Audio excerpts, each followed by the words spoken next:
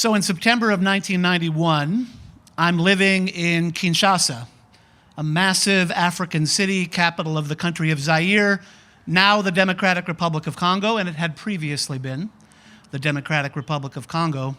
And I'm about to leave on the riverboat trip. The Congo River is one of the most massive rivers in the world. We have the lovely Susquehanna here behind us. The Congo has a navigable portion from Kisangani in the northeast of what is now the Democratic Republic of Congo to Kinshasa in the southwest, about 1,000 miles.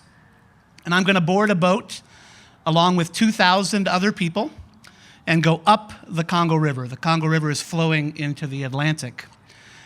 I mentioned 2,000 people on the boat, so there's a main boat that has the engine and everything that propels the boat, 2 barges attached in the front, 3 barges down the side. 2,000 people. So we're leaving Kinshasa, and this is one of the most fascinating trips I've ever made in my life. I've had the privilege of traveling quite a bit. We traveled for 17 days to go this 1,000 miles from Kinshasa to Kisangani.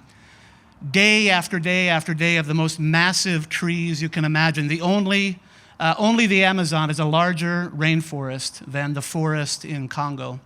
And Congo is about the size of the United States east of the Mississippi.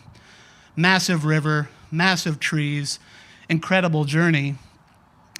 Day after day, as you went along this journey, people would come in their dugout canoes that lived on the sides of the river, and they would come with things that they had hunted. They would come with antelope and monkeys and crocodiles that they had hunted.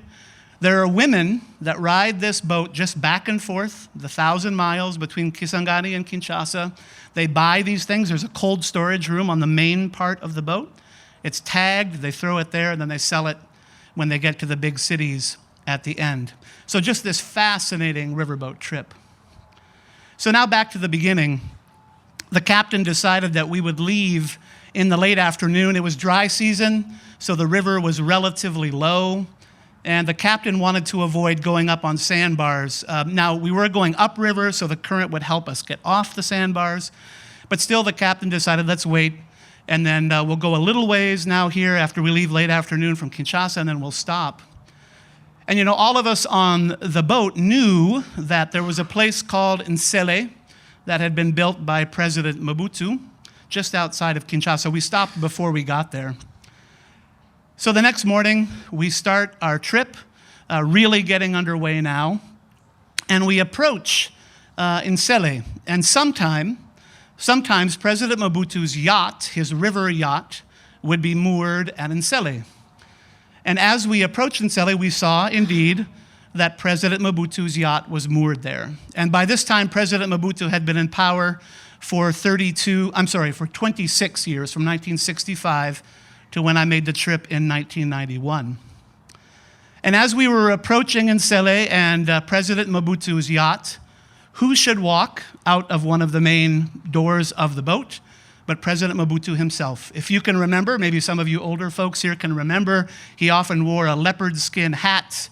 He often carried a cane as a symbol of his authority, and he sort of waved to our boat from his boat. And imagine again, 2,000 people, a boat, 5 barges, we're making our way up the river. And so as you can imagine too, all 2,000 people go to that side of the boat to see President Mobutu. And then the president makes kind of this signal, like, up the river or something, and we keep plying along the river.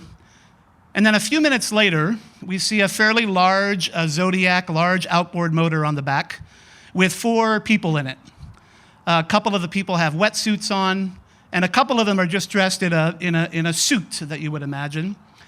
And they come up to our boat. They've been sent by the president to our boat of 2,000 people.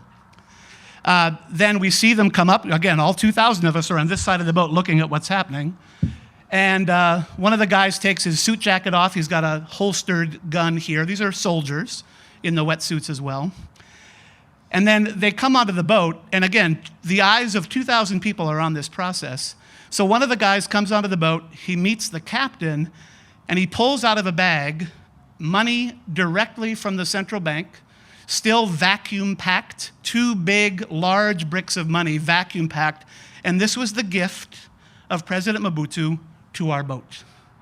And we all saw this. So this is like radical democracy, right? We all saw this happen. And I'll tell you that every person on that boat got their share of that money, including me. I believe it was 2,000 New Zaire, was called New Zaires, Nouveau Zaire at the time, and that bought me 2 beers on my riverboat trip. So that's how President Mobutu bought me a beer.